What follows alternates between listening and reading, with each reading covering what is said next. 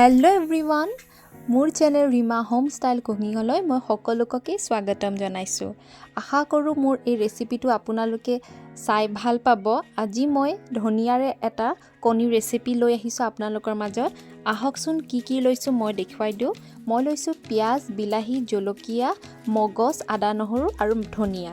এতিয়া কণীখিনি মই পেন এটাত গৰম হ'ব দিছিলো তেল আৰু নিমখ হালধি দি পিনে ভালদৰে মই এখিনি ফ্ৰাই কৰি উঠাই থৈ দিছো। सेम मैं तेलते मैं पियाज बिलाही आदा নহৰু জলকীয়া এইখিনি অলপ দেৰি ভাজি লোৱাৰ পিছত ইয়াতে দিলো কাজু আৰু মগজখিনি।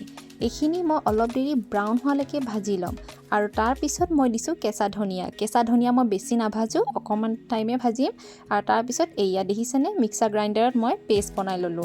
এতিয়া দিলো তেল আৰু লগতে লগে দিলো মই এই পেষ্টখিনি দিয়াৰ পাছত অকমান দেৰি মই এইখিনি মিহলাই লম। মিহলাই লোৱাৰ পিছত ইয়াতে এতিয়া এড কৰিম সোৱাদ অনুসৰি নিমখ, হালধি আৰু জিৰা দি দিলো। এতিয়া এইখিনি ভালদৰে মই অকমান দেৰি মিহলাই ললো।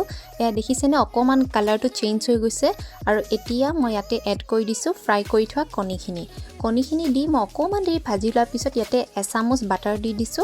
এইখিনি গোটেইখিনি অকমান মিহলোৱাৰ পিছত ইয়াতে মই হাফ চামুচ মই চেনি দি দিলো আৰু এইখিনি ভালদৰে যাতে কণীখিনি গোটেই মছলাবোৰ সোমাই যায় অকমান দেৰি ঢাকনিখন মাৰি পিনে অতৰাই মই ইয়াতে 3 চামুচ ক্ৰীম অকমান দি দিছো আৰু এইখিনি এতিয়া ভালদৰে মই মিহলাই লম। মোৰ প্ৰায়খিনি হৈছে আৰু মোৰ এইয়া কণীৰ ৰেচিপিটো ৰেডি। আপোনালোকেও এবাৰ ট্ৰাই কৰি চাব। সঁচাকৈ আমি খাইছো ঘৰৰ মানুহে, সঁচাকৈ খুব ভাল লাগিছে খাই পিনে। সেইকাৰণে আপোনালোকৰ মাজলৈও মই এই ৰেচিপিটো লৈ আহিছো। নিশ্চয়কৈ মোক কমেন্ট বক্সত জনাব কেনেকুৱা হৈছে। আজিলৈ থেংক ইউ।